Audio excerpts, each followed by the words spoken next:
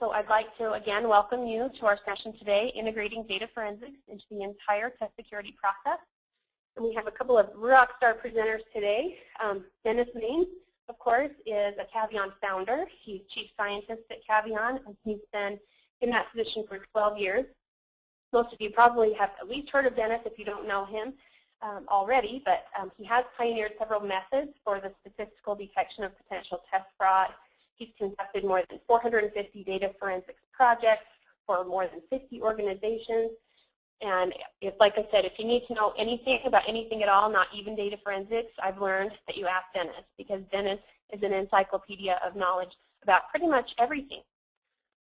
We also have Jennifer Miller presenting today, and Jennifer's been with Caveon for about 1.5 years, and she is our data forensics coordinator, and she is, has been a great addition to the data forensics team. She spends a lot of time working with clients on forensics analysis of test response data for assessments, as well as planning and investigations of test security breaches. And just as a side note, Jennifer has one of the best sense of humor I've ever found, so she's a lot of fun too. I'll go ahead and turn it over to Dennis, and we'll get started. Well, thank you, Rochelle. I really appreciate the introduction. I don't know that I'm a walking encyclopedia, but I'm flattered. Please, let's go forward to the next slide. Today we're going to talk about integrating data forensics into the entire test security process. So first we're going to talk about the test security process. Then we'll talk about data forensics, and then we'll talk about some ways in which we do that integration, some applications, and a little bit of summary and wrap-up. And by the way, if you have questions, please type them into the questions box there, Rochelle. And we'll take those at the end, or we might take some during the middle of the session. Okay, next slide. So first of all, just talking about the test security process, I've learned it is like a puzzle. You have to put the pieces together in order to get a good process in place. Let's go forward. We like to think of test security as a process, not a state. For example, I have an alarm system at home. Just because I have the alarm system doesn't mean I'm secure. I have to arm that system, I have to test the system, I have to pay the monitoring fees, I have to maintain my license to have an alarm. All of those things are process-oriented. In the same way, test security is a process. You have to do things continually. And we like to put it into 4 phases or areas: protection, detection, response, improvement. We're going to talk about each of those. We're not going to go into a lot of those, but we've thought about this a lot. We think these 4 really cover the field of what you need to have with the test security process. And at the bottom of the slide, I have measure and manage. The whole goal here is to be able to manage test security threats and risks so that you can protect your program. Next slide, please. So protection. I have here 4 main areas of protection. There's prevention, where you keep test security breaches from happening. Insurance, which actually can help. It protects your program by helping you recover from a breach. Deterrence, where candidates, others that are involved with your program say, well, we know they're watching, we won't go there. And then a quick response. I like this graphic, the aliens taking the burglars off into space. Definitely a timely detection followed by a quick response can protect your program. Those are protection aspects. Let's go forward. Detection.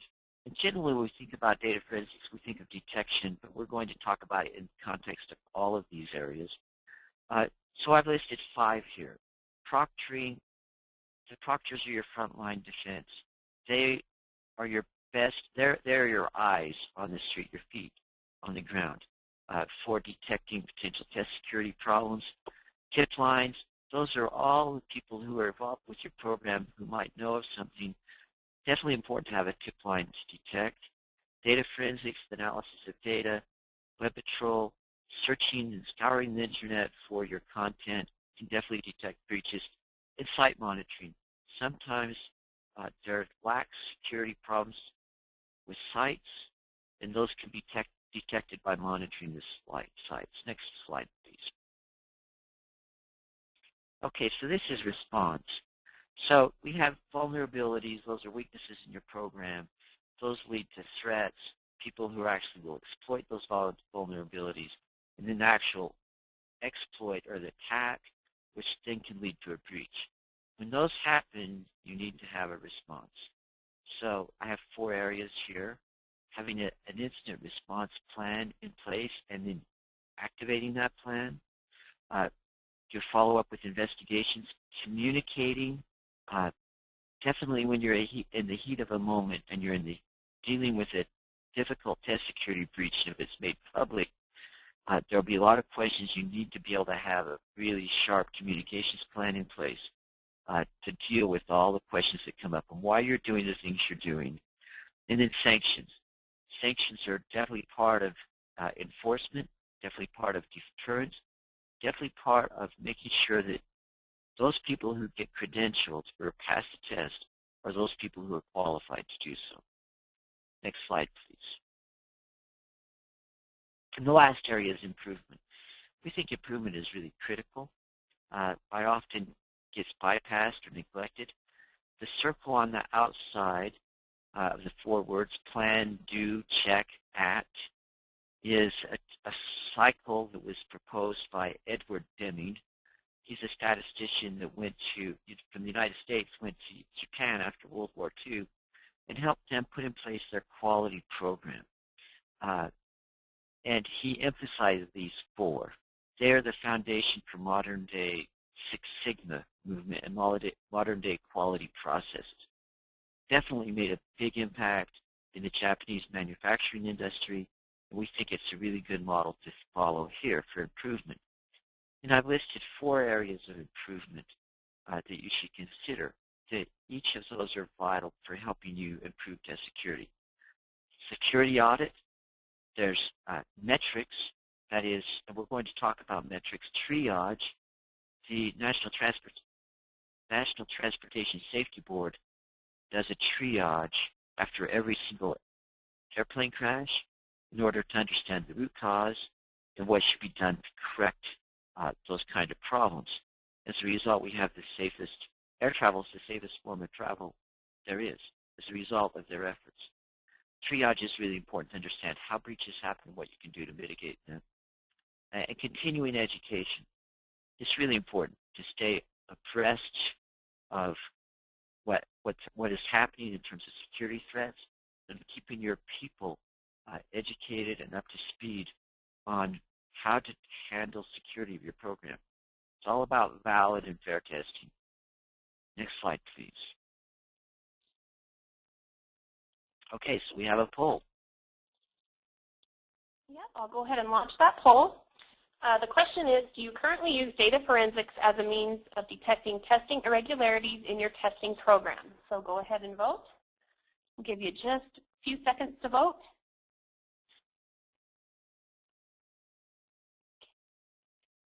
Most people have voted. A couple more seconds for the last few.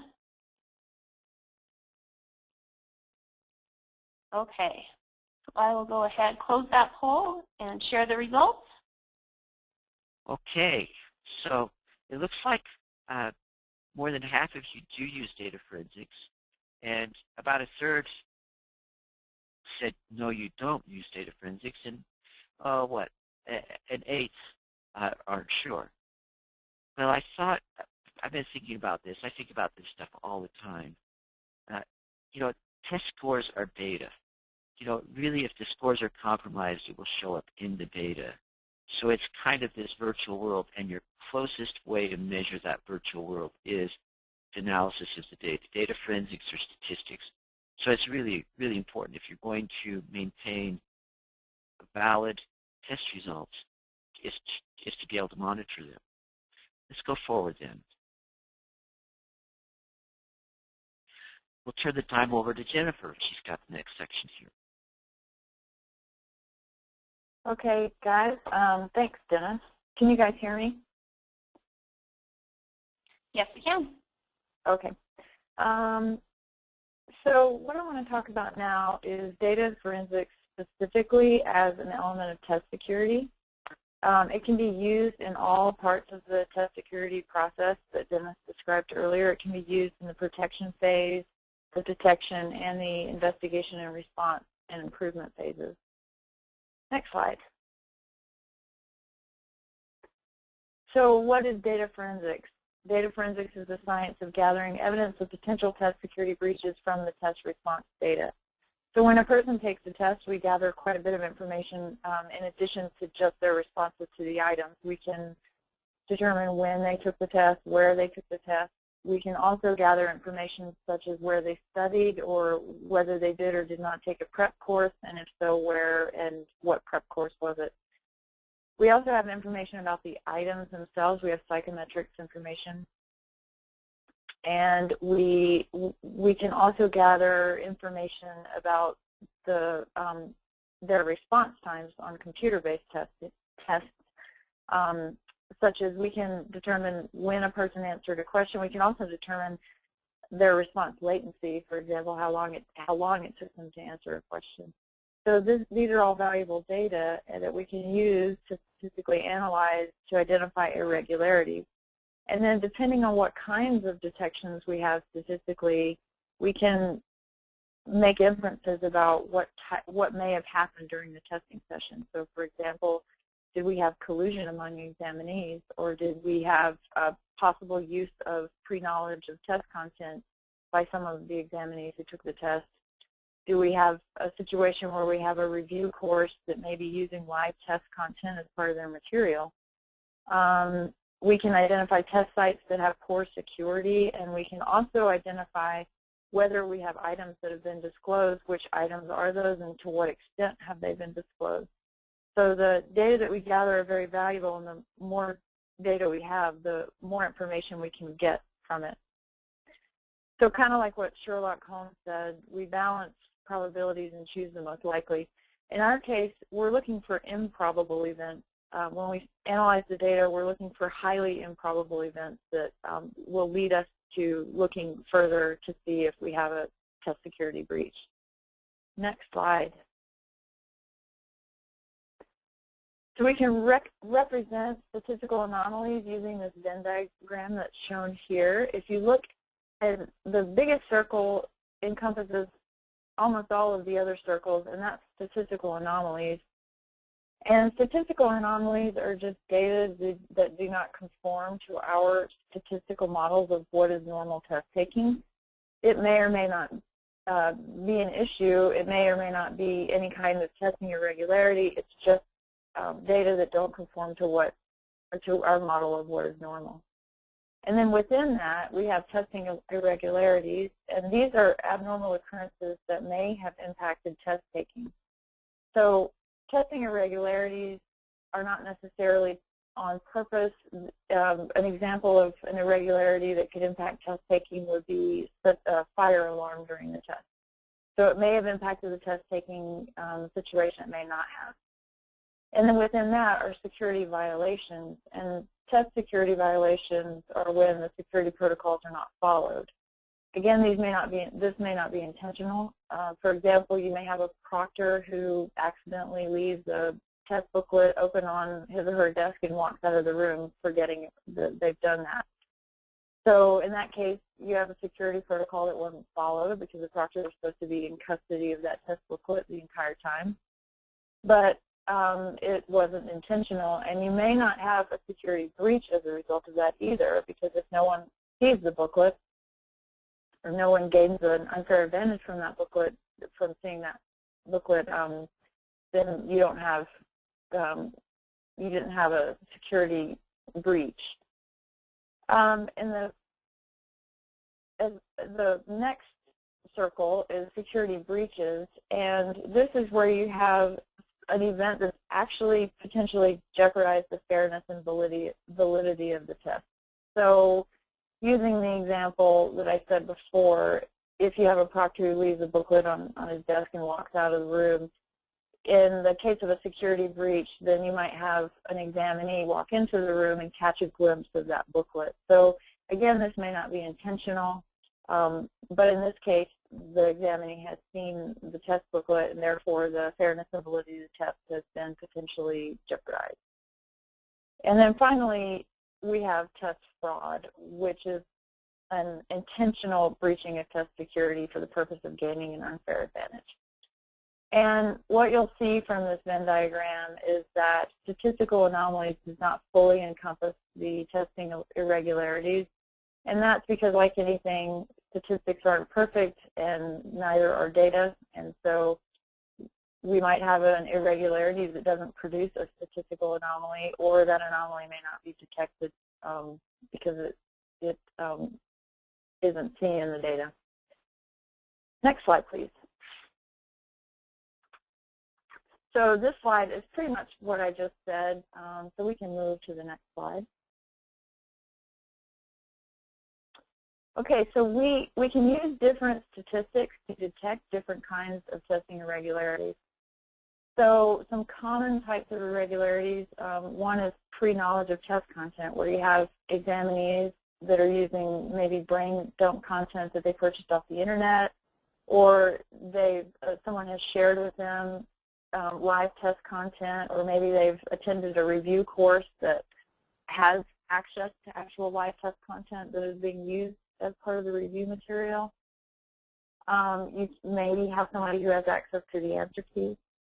And then another kind of irregularity is a collusion, where you have pairs or groups of examinees who are sharing information, or you might have copying among examinees, or proxy test takers, where you have a person who comes in and takes a test in the place of another.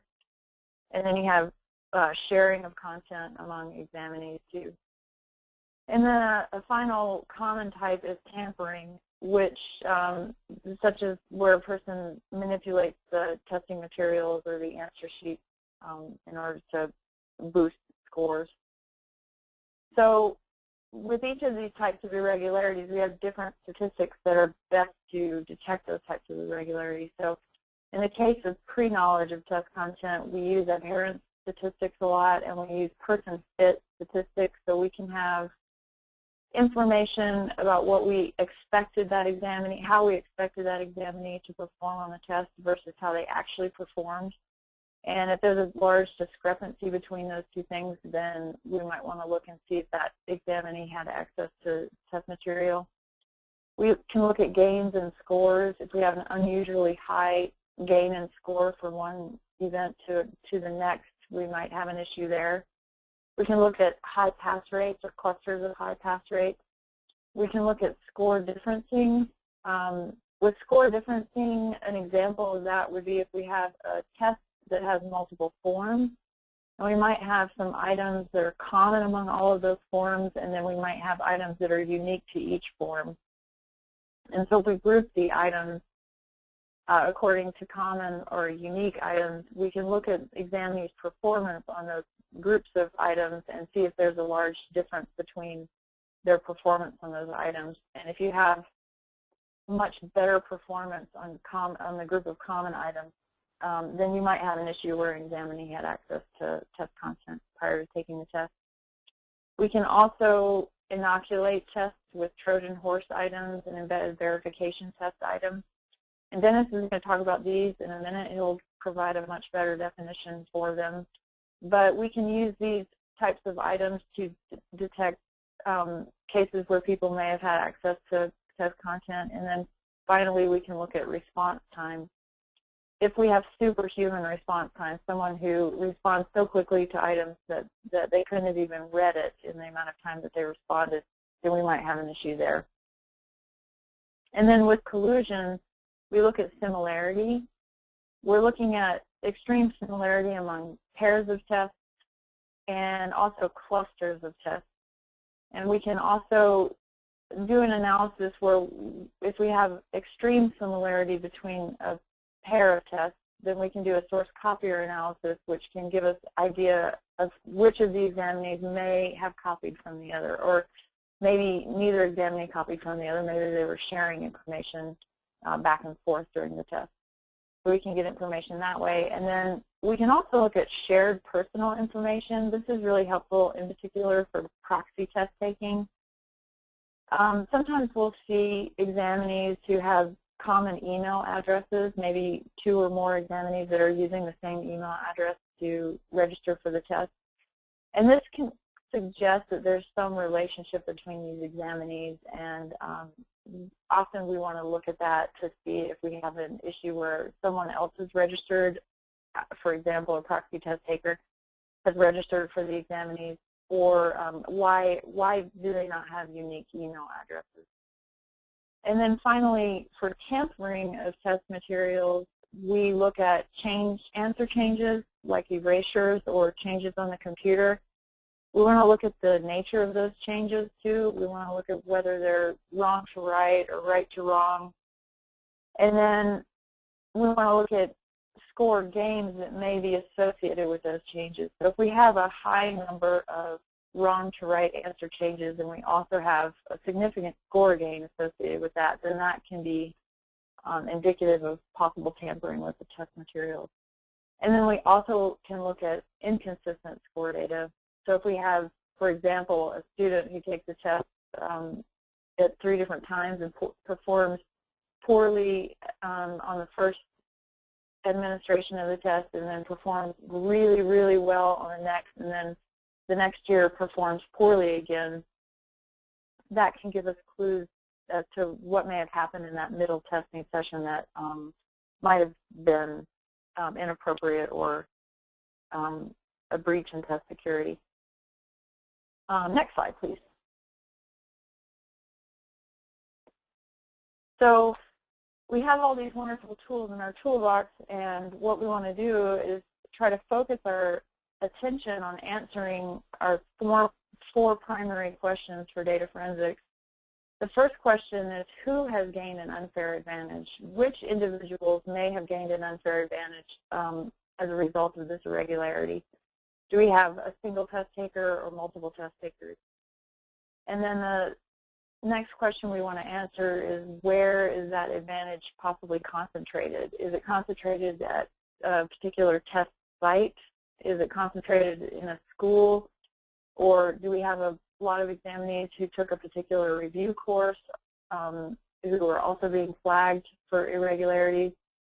And then also, for example, do we have examinees who all have the same teacher who's been flagged for irregularities? So where might that unfair advantage be concentrated? And then we want to look at what is the impact of that advantage on the test. So were items compromised? To what extent were items compromised? Were the pass rates of the test impacted by this unfair advantage that was gained? And then also, were scores impacted by the unfair advantage that was gained? And then finally, the question we want to ask at the end of it all is, are we winning the test security battle? So if we do periodic monitoring of data forensics monitoring of our test administration, then we can look at information over time and we can see whether our security is improving or whether it's declining. And that can help us understand where to focus our efforts to make changes in our security program to improve it. Next slide, please. And we have a poll.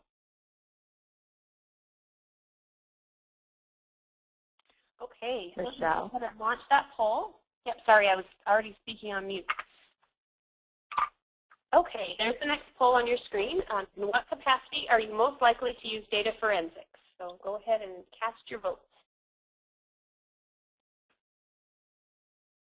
I'll give you just a few seconds to vote.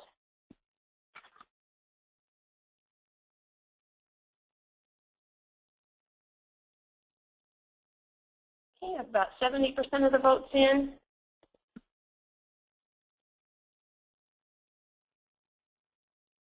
Couple more seconds.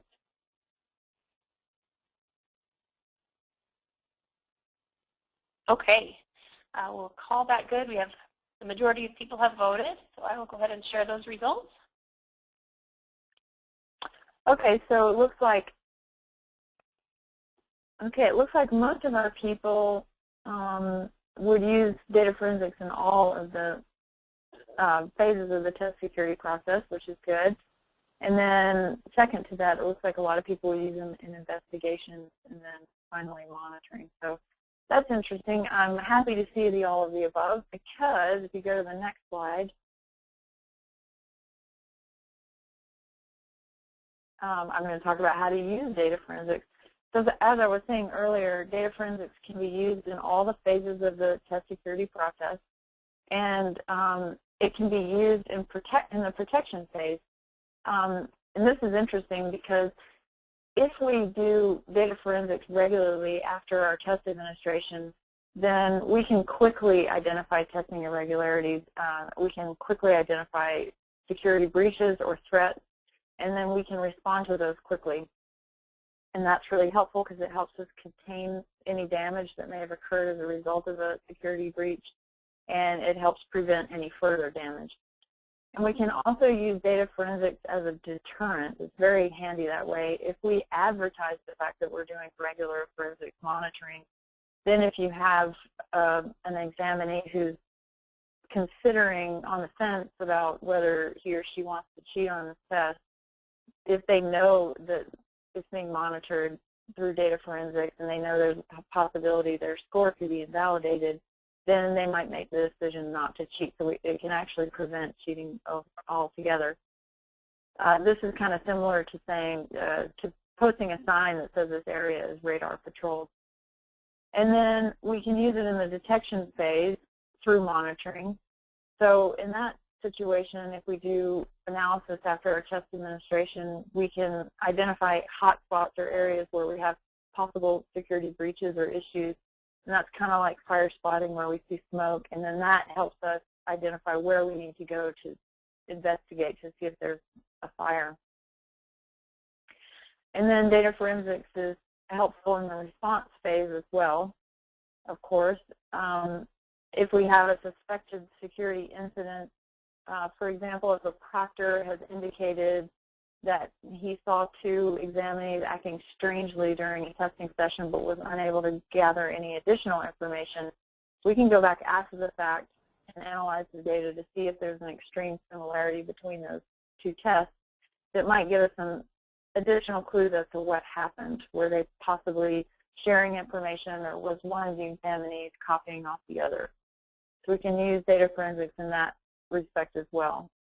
And finally, we can use it in the improvement phase where, as I said earlier, if we're doing regular monitoring over time, we can track our trends and we can see if our test security program is getting better or if it's staying the same or whatever.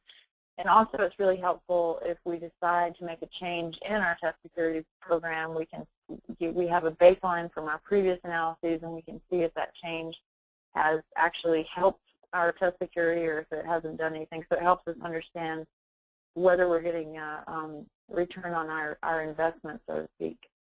And so now I'm going to turn the time back over to Dennis. He's going to talk about some specific examples of where data forensics has been used. Well, thank you, Jennifer. Thank you for reviewing all of that content. And I think that last slide Jennifer showed, that's the point of this presentation, is these data can be used in all areas of your test security program, and you should use them everywhere. So now I'm going to talk about some real specific examples. I selected 3 of them to kind of illustrate this idea. Let's go forward. So this cartoon comes from China, from the Shanghai Daily. And you see this picture of this ghost writing a test. And the point is the ghost was paid by a test taker. In China, they call these hired guns, actually they call them ghost writers, and they have a special word for it. I think it's gong shao or something like that. But those of you who speak Chinese, please forgive me for mispronouncing it. But they have a special word for this, proxy test taking. Let's go forward. So here's the case. In 2007, we contacted a proxy test taker. I know, we're not supposed to do that. We're not supposed to cheat. We paid the proxy test taker $1,000 to take a test for us. We sent half the money, $500 up front, by Western Union to China, and the Western Union people said, "Are you sure? Do you really know what you're doing?" We said, "Yes, yes, yes." So a few weeks after that, we got an email, and our certificate was awarded. Our vice president of marketing was an IT professional in an area he never ever studied. Data. Then we had the data, and we analyzed the data. We discovered that the test site where this test was taken had been registered with a false mailing address, was affiliated with a mobile site, and we knew for sure now it was operated by a proxy test-taking organization. This is organized crime in a lot of respects. Analysis of the data found, using similarity analysis, that we had 5 more test sites that were very similar, probably also operated by the same organization. And using all that data, we estimated that in 6 months, these people had taken 500 exams. In a year, that's $1 million. So that's a lot. This is big business. So that's the case. Let's go forward. And here's an example of the way these proxy test-taking organizations advertise themselves. This graphic, this website is no longer functional. They're gone. It's kind of like whack-a-mole. You see, they just say, "Oh, we both benefit. It's safe and secure. We're going to guarantee success. The process of hiring an expert to take an exam for you is very easy." It goes on and on. Let's go forward. So we've learned, a lot of these test sites, these proxy test takers, it is organized crime. They operate legitimate test sites, but they have a back room to the test site. That's where they do their nefarious work. And it appears that they will operate across borders. Often we will see in the data superhuman performance. That is, they're answering the questions. These are computer-based tests often. They're answering the questions faster than the most accomplished speed readers can do so. And they're passing the test. Extremely, 2 or 3 seconds per question, and they're done, and they're passing the test. And they've really been in IT organizations and IT credentials, but it's happening in other places now too. And that's really tough. If it's your program, you say it's more than tough. And we found that they're using paywalls. They're very sophisticated. They are screening people who actually access their services quite carefully. And when they get shut down, they just move on. Let's go forward. So how do you apply data forensics in this case? So, we're getting data, and we want to use the data in all aspects of our test security process. And it's just basically a detection statistic. So we can identify individuals and test sites using similarity statistic and response time. Now, then we start applying sanctions, right? So sanctions are responses, and sanctions then allow us to publicize, allow us to create deterrence, which helps protect. So that's 3 areas: protection, detection, response. And then we monitor.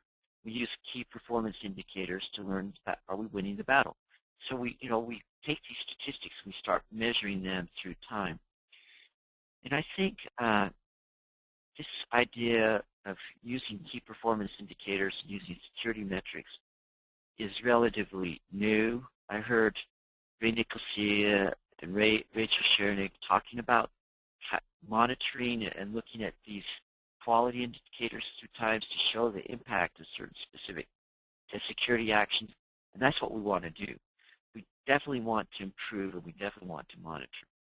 So these would be ways we would apply data forensics to choose a problem of proxy test taking. Let's go forward, please. And we have a poll. Michelle, time to you. Okay, the poll is open. It says, has your program experienced any kind of test content theft or disclosure that you're aware of? And the votes are coming in fast on this one. Give you a couple more seconds to vote.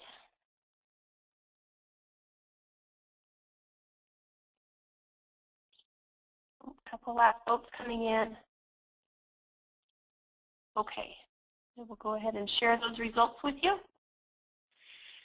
Well, I am really sad for three-fifths of you. 60% say yes, you've had some theft or disclosure. 20% say no, and 20% just aren't sure. You know, we have a mantra here at Caveon: if you don't measure, you don't know, and you can't manage.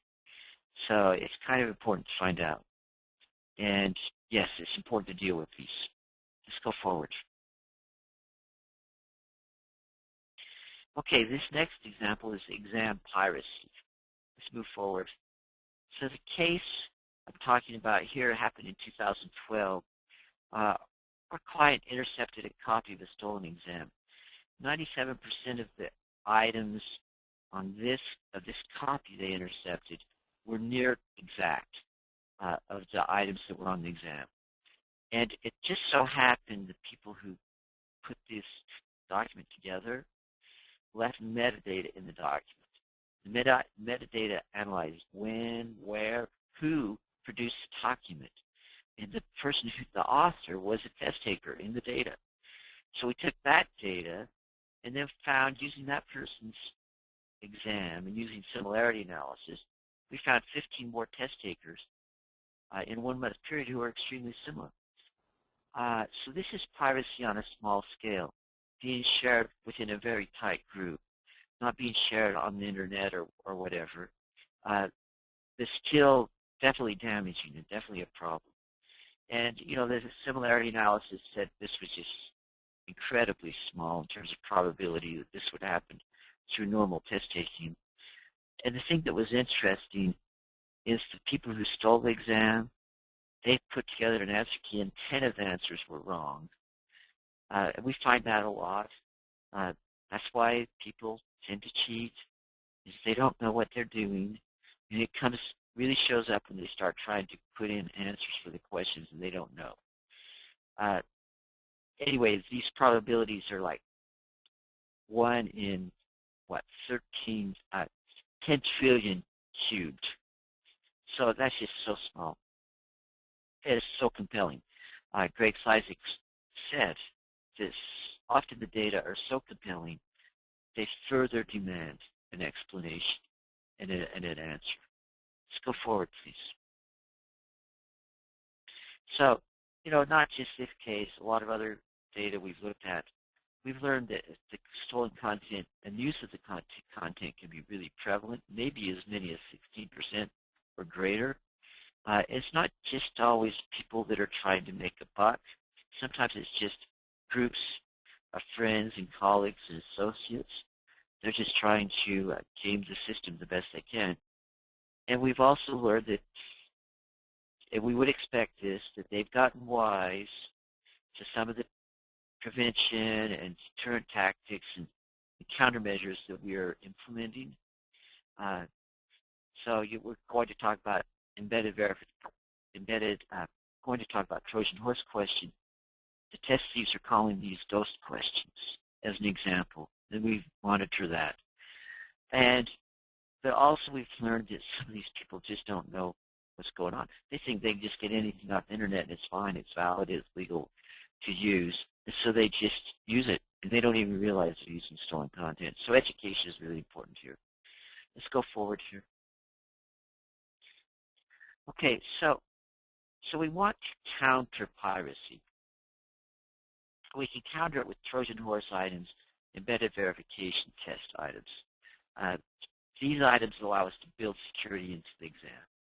They allow us to detect users as stolen content, stolen answer keys, and then they provide some data, not just detection, but now some data for actually imposing sanctions, invalidating, revoking results. That's really helpful. Have some good data that say these scores aren't trustworthy. They can also be used to reduce scores. Even though maybe you didn't flag them all, people will be punished just because they're using the stolen content. And if you're careful the way you do this, you can cause their scores to go down. So the important thing here in terms of metrics is that we can also start tracking and get some information about theft and use of the content. We can find out when the compromise is happening, how many people are using the prevalence, how many people are using the compromised content. So there's a lot of value here. And we create problems for sellers of stolen content because people don't pass, they're not happy, they go back to the sellers, they say, give me my money back, etc. So these are all good results for us to counter the effects of piracy. Let's go forward, please. So Trojan horse items, you probably have seen this before. Just going to talk about this very briefly. These are easy items. They're put on the exam. They're valid. They're intentionally miskeyed. They're not used for scoring. But if you put enough on the test, you can find out who is using this stolen answer key. Let's go forward. So these are embedded verification test items. So these are items that have never been exposed. You put them on the exam, and they start doing score differencing, looking for inconsistencies in performance. Those inconsistencies can help you detect and measure rate of usage rates or prevalence rates of the compromised content. You know, they're really defensible also, but you have to be really careful. You can't just use these blindly. You have to design it. Let's go forward. So how do we apply data forensics in this case? Well, we use the Trojan horse questions, EVT questions, so we can detect and measure. So we start with the detection part. Then we impose sanctions like before, revoking, maybe communicating to the test-taking population, you can get caught, and what all this means, so that provides some deterrence. And then we can also know when we need to republish, right? So rather than let the exam just stay out there for 3 or 4 or 5 months and it's exposed, as soon as we've detected it's exposed, now we know to republish.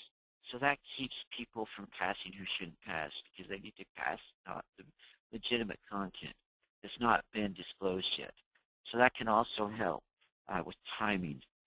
And again, measuring key performance indicators, putting metrics in place, and the statistics already provide you the metrics you need for tracking, measuring those over time, and then tracking those and correlating those to specific actions you've taken to see what the effect is and impact is on your test-taking community who are potentially using the stolen content. All of those things apply data forensics throughout the entire process. Let's go forward.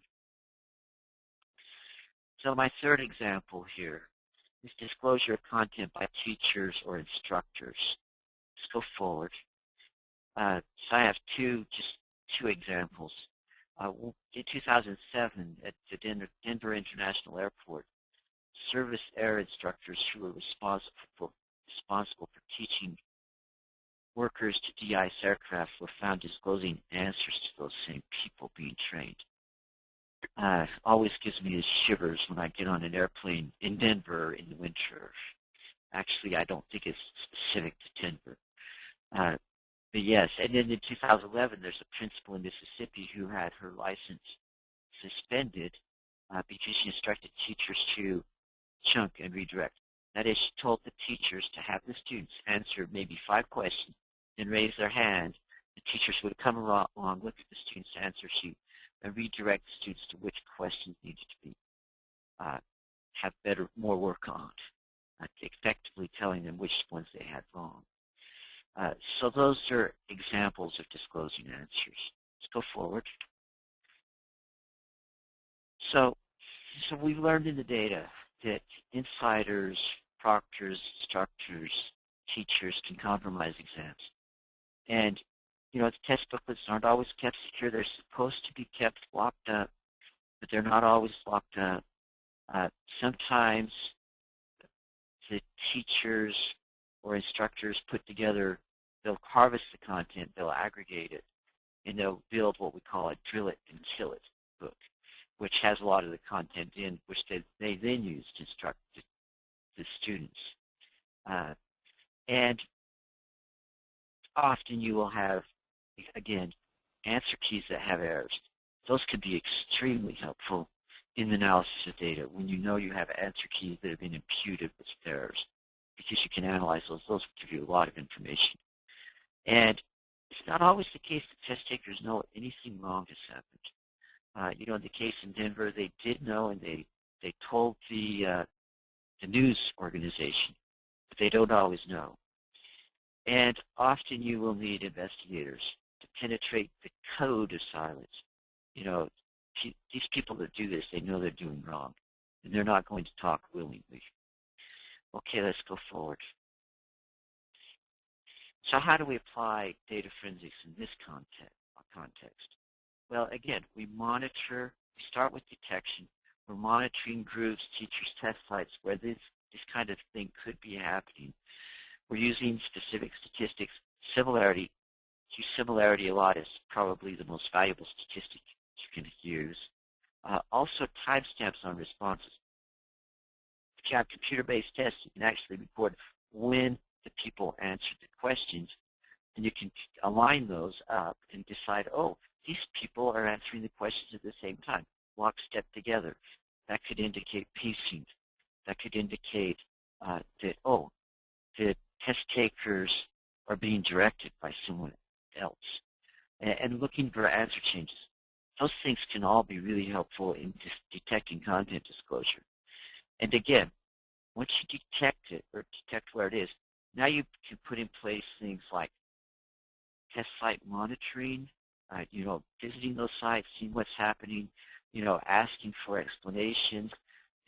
But again, protection through sanctions and deterrence, and invalidating scores and publicizing what you're doing.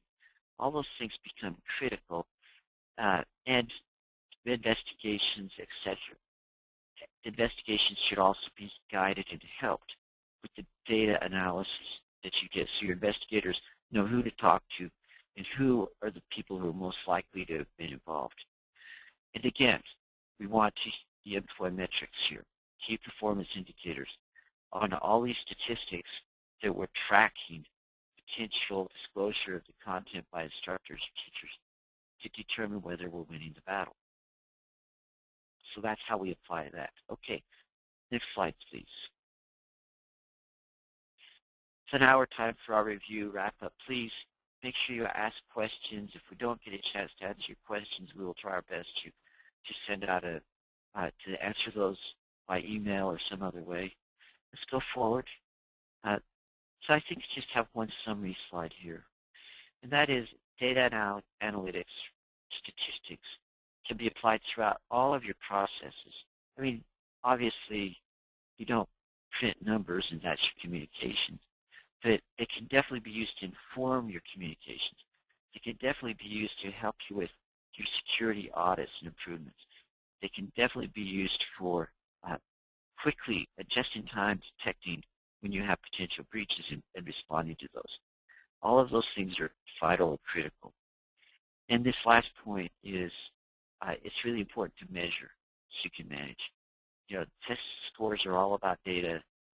They're ideal for measuring with doing statistics, and you can manage what's happening with those test scores.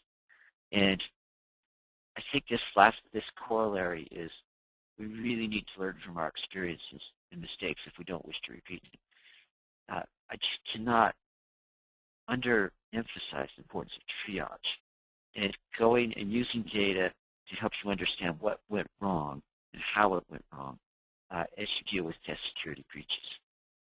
Okay, Michelle, I'm going to turn the time back over to you for questions. Yeah, and we do have a couple questions. Next slide, please. So far. So those of you who have a question, please go ahead and enter it in the question panel, and we will do our best to get to it. The first question we have for you, Dennis and Jennifer, says, I developed a statistical model to identify similarity, but the results are many false positives. What can I do?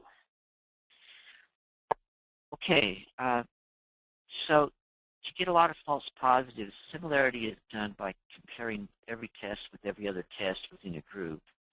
That's a lot of comparisons. And the way to control for false positives is to use some what's called family-wise error correction, or what I would call correction for alpha inflation, you basically need to adjust your threshold so that when you're in a monitoring mode, you have to have even lower probabilities. You adjust that critical value upward.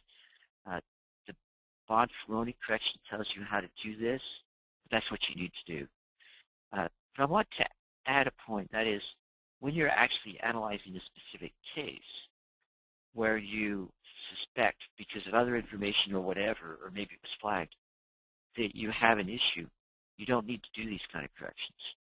You treat that straight up. Thank you. Okay, another question has come in. It says, could you give an example of a miskeyed item? I'm sorry, what kind of item? Miskeyed. Oh, a miskeyed item. Oh, yeah, I mean, example, what is the square root of 4? And you give them 4 choices, 1, 2, 3, 4, and the answer that you put down is 3. That's miskeyed. So, in other words, the miskeyed item, and when it's intentionally miskeyed, like for a Trojan horse item, you don't actually score it. But what happens, often we found that when tests are stolen electronically, the answers are stolen. And when the answers are stolen and they're wrong, and people see those questions and they give the wrong answers, then you have some evidence that they are using a stolen answer, because these are really easy questions. They shouldn't be saying 3 is the square root of 4. Okay, thank you, Dennis. Another question from Isaac. What is the strategy of similarity analysis for high score exams greater than 90%? Okay, so that's a really good question, because the similarity statistic loses power at high score levels. At high score levels, you expect to have most of the answers, responses to be the same. So there are a couple of things you can do. First of all, at those score levels, you'll have clusters of identical tests. You can analyze those. And I do this occasionally. You can actually look at the probabilities of the response patterns of the identical test, and then infer whether or not you have a large number of identical tests that are unusual. That will help. Probably the other thing, though, if this is a perennial problem, you should put in some other indicators, some other things like EVT items or other things that will help you.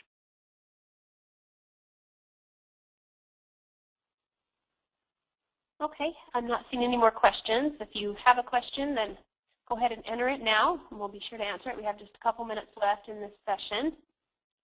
Happy to answer any more questions that might be out there. Isaac says, thank you, Dennis. We really appreciate the opportunity we've had to share these ideas with you. We hope you found it to be helpful. I intentionally did not put up formulas or equations. You have to come to COTS, the Conference on Test Security, if you want to see me do those. I usually don't do those in these kind of presentations. But thank you again for coming. We really appreciate it. Okay. Well, if there are no more questions, we can go ahead and move to the last slide. And I'd just like to thank our presenters today, Dennis Maines and Jennifer Miller.